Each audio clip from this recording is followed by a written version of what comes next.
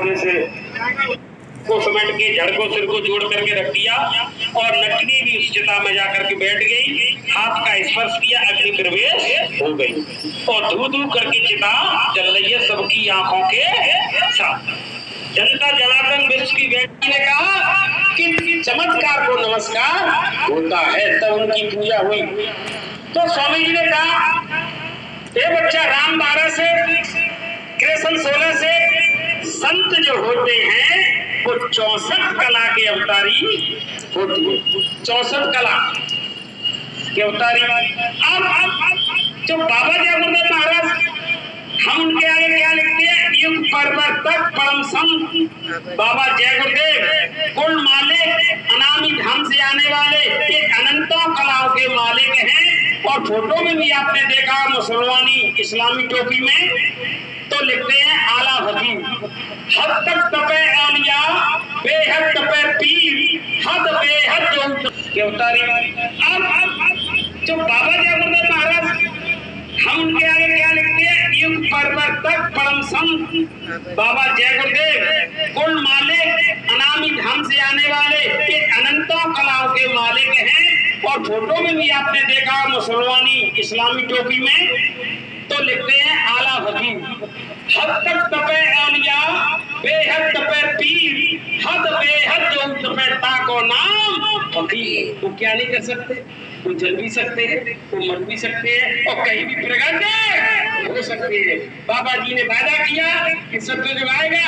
अभी मैंने सत्संग नहीं सुनाया, सत्संग सुनाने की भूमिका बनाई जा रही है। जिस दिन मैं सत्संग सुनाऊंगा, जिस मंडल की बात करूंगा उस मंडल में जीवा तक पहुंच जाएगी, तब वो सत्संग होगा। अभी तो वो भी सुना रही हमने आपको।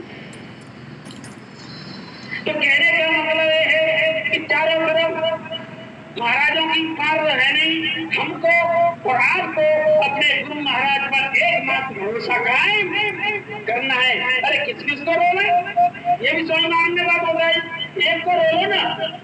पहले के समय में माता बहने घर घर में चाकी हाथ से चलती थी, तो चाकी को घोटने वाले आते थे, आवाज लगाते थे चाकी घुटवा लो, चकिया घुटवा लो।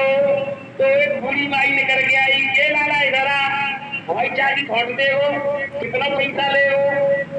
तो पैसा तो बाबी अनाज लेंगे, 1 किलो या 1.5 किलो 2 किलो सेब सवा से। तो उसने कही कि लाला मेरी चाकी घोटते, मेरे यहाँ कोई व्यवस्था नहीं है। तो उसने कहा ठीक है माई, कि खाने के लिए आटा तो है नहीं, मैं थोड़ा दलिया बना रही हूँ। तो चाकी पे तो बैठा दिया घोटने वाला के, जो घोट अम्मा ने दलिया रख दिया चूल्हे पर कि लाला मैं पानी लेने जा रही हूँ, जब तक तुम चूल्हे की तरफ ध्यान रखना, दलिया कहीं उफन न जाए। ठीक है माई। अब देखो कुदरत का खेल, अम्मा चली गई, मटका सिर पर रख करके पानी भर रही और उसने हथौड़ा लिया, अपनी चाकी को छेनी में लगा रहा है।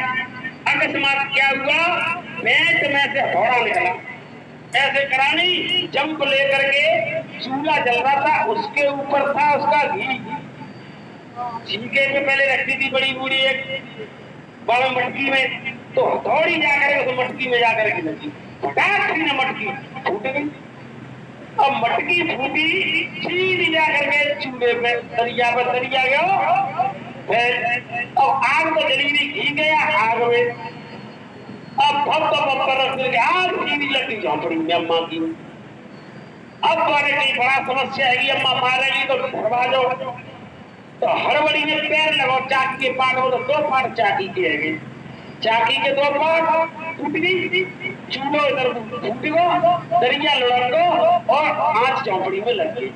अब भजक जाए रहो और इधर से अम्मा सिर पे घड़ा रख करके पानी लेके जा रही, तो वैसे देखकर जा रहा, भजक जा रहा, पीछे मुड़े तो कितनी आंच लगी, अम्मा से जाके टकराओ।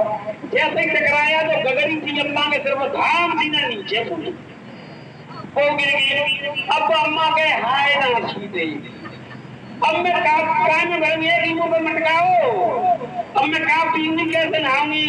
तो वो चाकी घोटने बोला, अम्मा चलो तुम जब मटकी काय को रोएगी, जब मटकी को रोने चाहे, चलो चलो मटकी को रोने, लेकिन चाकी को पाट फूटी को रोएगा।